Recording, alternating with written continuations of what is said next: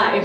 So, if you guys are anything like me, and you share a name with 50% of the population, you understand my struggle in my name being Hannah. Hi, Hannah. Hi.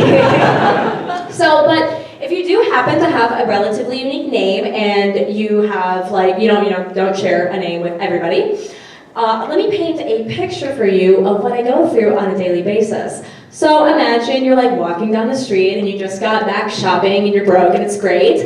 And then somebody from the other half of the street is like, hey, oh, Hannah. And then you and 30% of the street go, like prairie dogs. And then 29.99% of you guys have to be like, oh, wow, the wind, ow, my head. Like, what? You have to play it off and it's really awkward. Anyways, welcome to my world. It's wonderful. So, I realized pretty early on in college that a lot of the professors care about actually getting to know your name, which is really cool. Unfortunately, they can't spend a ton of time, though, getting to know you personally. So, for whatever reason, they decide that the best thing to do is to distinguish you all by mundane physical characteristics that you might have. So, an example of this is one of my current professors. He is super awesome at what he teaches, he's really great, but he has this really weird thing where if you ask a question, he waits until you're like in the middle of asking the question, and then he shouts what he thinks your name is, and then it's just very awkward and weird for everyone, and you're like, yay, good job, you know a name, like it's so weird. And so, the funny thing about this though is that if you're a boy, your name is probably John, and if you're a girl, your name is probably Hannah. Unless your name is actually Hannah, then your name is Heidi. It's really weird. I don't know how it works. So one day during class, it's about 51 degrees outside, so I'm wearing my winter hat because in Fargo, 51 degrees means 21 degrees due to wind chill. Yay, Fargo. And I go up to my professor, and I'm being like, T-cells, whatever. And he's like, stops me, and he's like, Hannah! And I'm like, yes, that is my name. And he's like, I recognize your name even with your winter hat on. And I'm like, so you're telling me that my one distinguishing characteristic is my forehead. Okay, thanks. So that was great. So being named Hannah, I actually realized really early on that if I didn't want to be confused with every other Hannah in the class, because there was usually about 15, I would have to make some sort of way for myself to stand out so that my teacher would actually, recognize me. So, in elementary school, I decided that this one thing is going to be being really obnoxious. This was very common, so it didn't work. So in middle school, I'm like, okay, I'm gonna be a special kind of obnoxious. So I decided that I was going to be a brony. I'm not joking. However, I did make a discovery that if you are a cartoon horse girl, your teachers don't want to associate with you. So I got called on less than when I was mistaken with every other Hannah in the entire school. So, yeah, I know, it's sad. So, in high school, I was like, okay, you know what, I'm done trying, I'm just gonna let people decide, a thing for me, like, it's just gonna be totally fine, like, whatever, it's probably gonna be something, like, really cool, like, wow, she's into theater, or, like, she likes science, or like, whatever. But, instead, people decided that my one thing was going to be the fact that my hands can fit into the size of Todd Other gloves. I have to buy Todd Other gloves at Target. I am 20 years old, are you kidding me? Oh my god, anyways, so actually, weirdly enough, having small hands wasn't a huge deal for me until I started to take swimming lessons. So a thing that you need to know about me is that I was always a year or two behind the age of the kids, or ahead of the age of the kids in my swimming class, right? So for the most part, it wasn't a huge deal, who really cares? However, when I was 13, it started to become awkward. Because at that age, you're hitting puberty and you're awkward and lanky and everything's weird. and 11-year-olds are way cooler than you. I'm still going through puberty.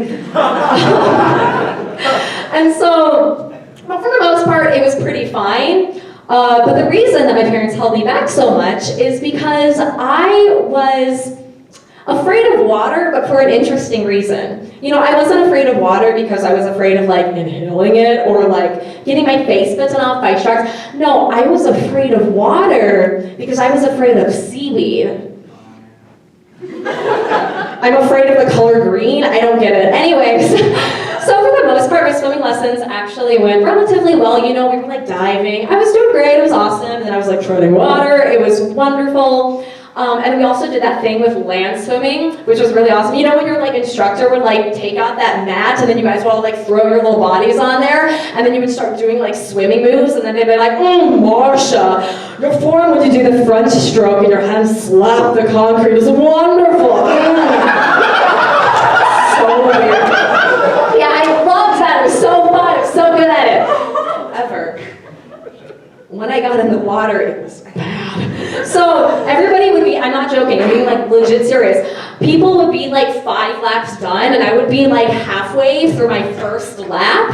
And the teachers knew where I was because where was the most water coming up with this girl on her tiny little stick bodies trying to survive amongst the water drowning. It was great. So for that first little while, my teachers were like, aw, she's stupid. And I'm like, great.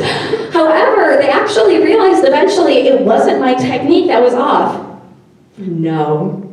The reason that I couldn't swim was because my little toothpick feet couldn't propel me forward in the water. And the only reason I was going anywhere was because the other children swimming by me was propelling me forward very slowly. I'm like, oh my God, are you kidding? So their solution for this was great.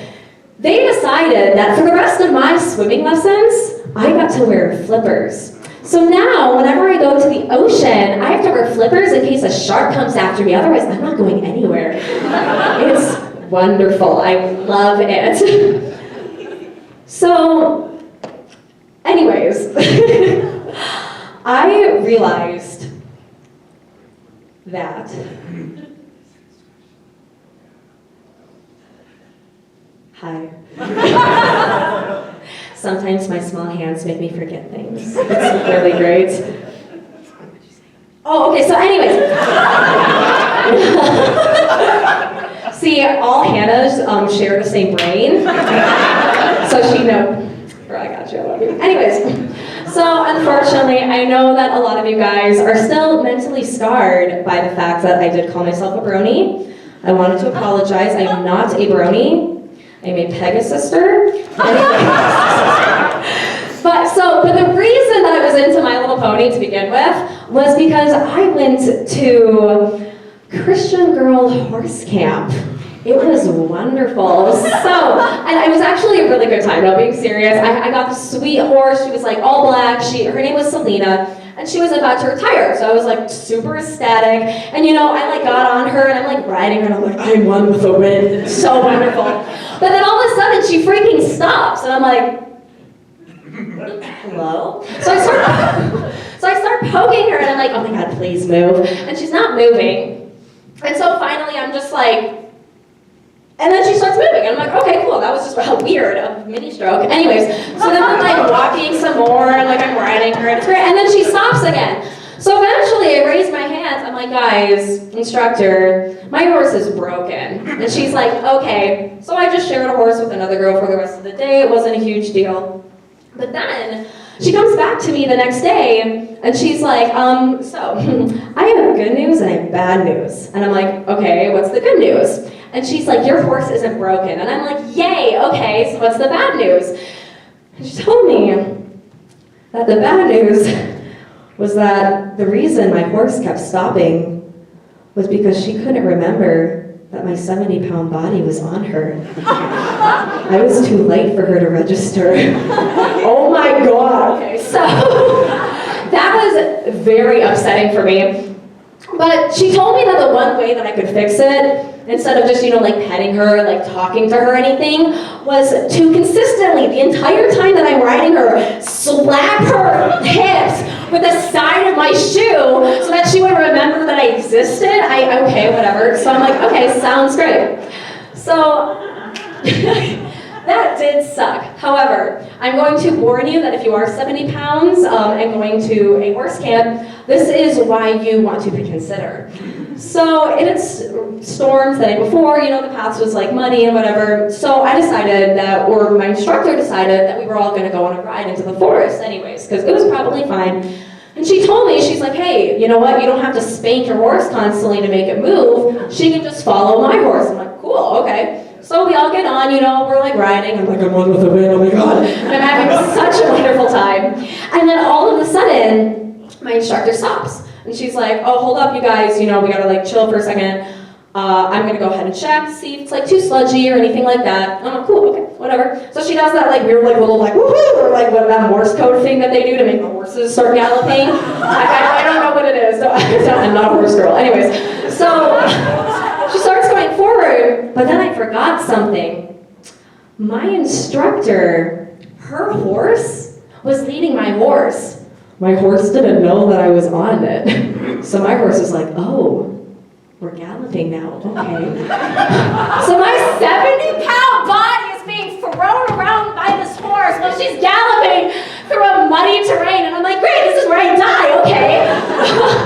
So basically, that's why having a very small physique kind of sucks, is the moral of my story. However, I am going to admit to you guys, I am a little bit excited for my tombstone to say, Hannah number 4,364,583. Her small hands are what I see in my sleep paralysis. Thank you, my friend Hannah Lambert. And the next friend coming up here is Marshall Ziegler.